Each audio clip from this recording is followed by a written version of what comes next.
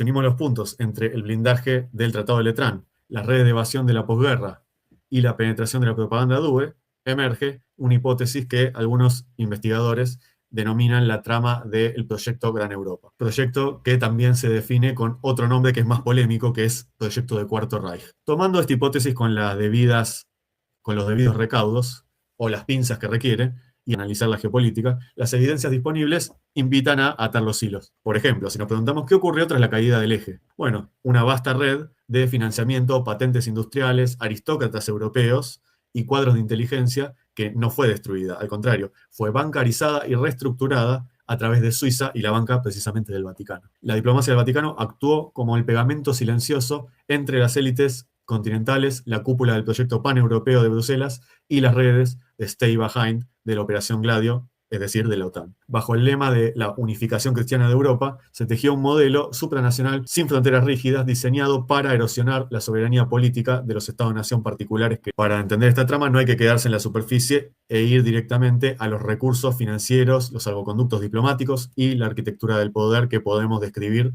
tras 1945. Por un lado tenemos la logística operativa de las Ratlines entre 1944 y 1950, es decir, la salida de varios cuadros de las SS y del aparato industrial del eje, que básicamente no fue un desorden caótico, sino una operación de reubicación estratégica organizada bajo el mando de la Pontificia Commissione di Assistenza. ¿Quiénes la integraban? Bueno, entre ellos, Monseñor Alois Udall, rector del Colegio Teutónico Ánima de Roma, apoyado directamente por la Secretaría del Cardenal Giovanni Battista Motini, que es el futuro Papa Pablo VI, quien tramitó documentación falsa, identidades apócrifas y visados de la Cruz Roja, y que por esta vía escaparon figuras clave como el famoso Adolf Eichmann, bajo la identidad de Ricardo Clement, que después se lo encontró en Argentina, Josef Mengele y Ante Pavelić, líder de la Ustasa croata. Por otro lado, el monasterio de San Jerónimo también participó, dirigido por el sacerdote croata Krunoslav Draganović, operó como el nodo logístico de Roma, donde convergió la financiación de la Counterintelligence Corps de Estados Unidos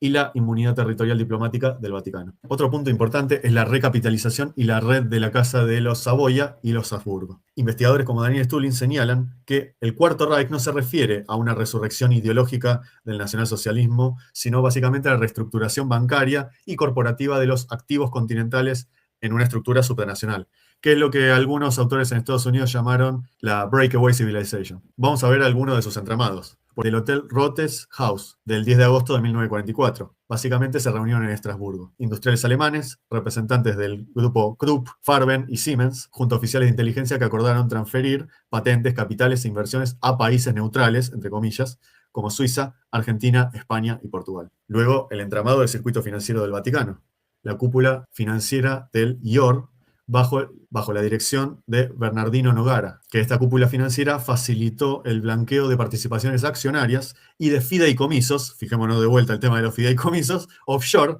de la aristocracia centroeuropea, con el apoyo también de figuras de las casas dinásticas como los Habsburgo y los Saboya, al menos lo que quedaba de ellos, para fundir la vieja élite europea dentro de las nuevas corporaciones transatlánticas. Luego tenemos la participación de los padres fundadores de la burocracia supranacional europea, ¿no? Los creadores de la Comunidad del Acero, del Carbón y del Acero, la SECA, o, como se llama, de la Unión Europea como la conocemos. Es decir, esta convergencia de intereses de la diplomacia vaticana, los servicios angloamericanos y la élite aristocrática continental fue la partera de la unificación europea. Por ejemplo, tenemos los casos de Robert Schuman y Konrad Adenauer. Ambos dirigentes profundamente católicos promovieron la creación de la Comunidad Europea del Carbón y del Acero, la SECA, en 1951, y el Tratado de Roma en 1957, bajo la supervisión teológica y política de Pío XII.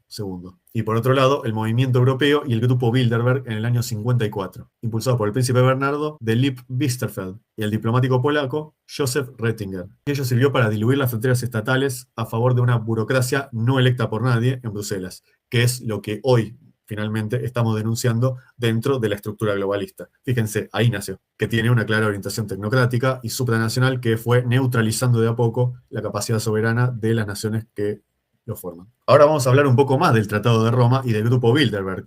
¿Cómo se relaciona esta arquitectura de poder supranacional? Para comprender la articulación del poder globalista contemporáneo, hay que observar cómo se entrelazaron las redes de inteligencia, la aristocracia centroeuropea, la banca vaticana y el capital norteamericano tras la Segunda Guerra Mundial.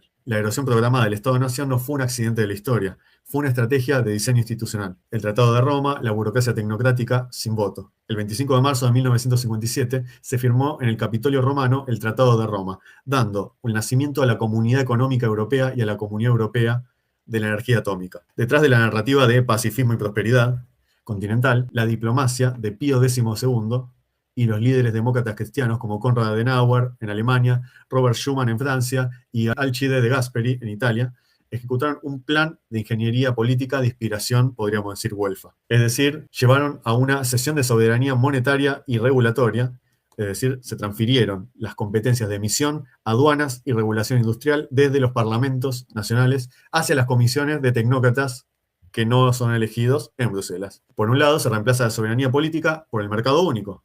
La soberanía de los pueblos quedó jurídicamente subordinada a los tribunales comunitarios, al Tribunal de Justicia de las Comunidades Europeas. La política de los estados fue maniatada por los dictados de la libre circulación de capitales y la disciplina fiscal. Y en esto intervino el aval del Vaticano, ya que Pío XII bendijo explícitamente el Tratado de Roma, viendo en la unificación europea, fíjense, la oportunidad de revivir una suerte de un sacro imperio a nivel burocrático, libre de los peligros del nacionalismo soberanista y de las presiones de los movimientos obreros locales, por supuesto. Ahora vamos con el Grupo Bilderberg. 3 años después del Tratado de Roma, en mayo del 54, se celebró la primera conferencia secreta en el Hotel Bilderberg, en Oosterberg, Países Bajos. La gestación de este foro expone la alianza entre la aristocracia europea, los servicios de inteligencia de la OTAN y la alta financia angloamericana. Los fundadores clave, como mencioné, el príncipe Bernardo de Lippe, antiguo miembro de la élite de la CSS y esposo de la reina Juliana de los Países Bajos, actuó como el rostro aristocrático del grupo. Joseph Rettinger,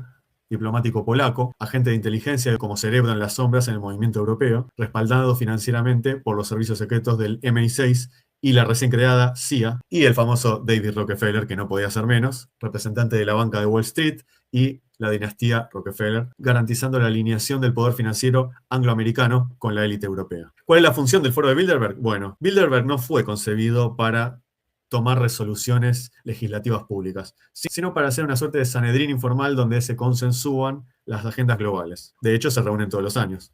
Y allí entonces se reunieron anualmente banqueros centrales, monarcas europeos, directores de la CIA, también de la OTAN, magnates de prensa y políticos en ascenso. Su objetivo primordial va a consolidar la doctrina de la gobernanza global, la disolución progresiva de las soberanías nacionales en favor de estos organismos multilaterales que no eligió nadie, ni nadie elige a ninguno de sus representantes.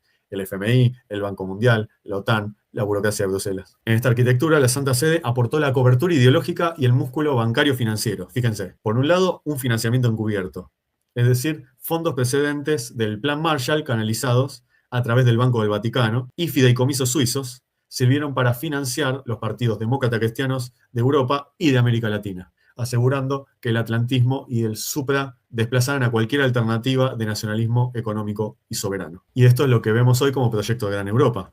Esta confluencia garantizó que las élites industriales alemanas y la aristocracia negra romana, que habían apoyado los regímenes autoritarios de entreguerras, reconvirtieran sus activos en multinacionales y en fondos de inversión que pasaran a dominar la estructura económica continental. En suma, el Tratado de Roma fue el instrumento jurídico institucional y el Grupo Bilderberg fue el mecanismo de coordinación política de la élite globalista. Ambos vectores operaron bajo la premisa de que los pueblos y los estados-nación eran entidades caducas que debían ser tuteladas por esta oligarquía financiera, tecnológica y diplomática transnacional.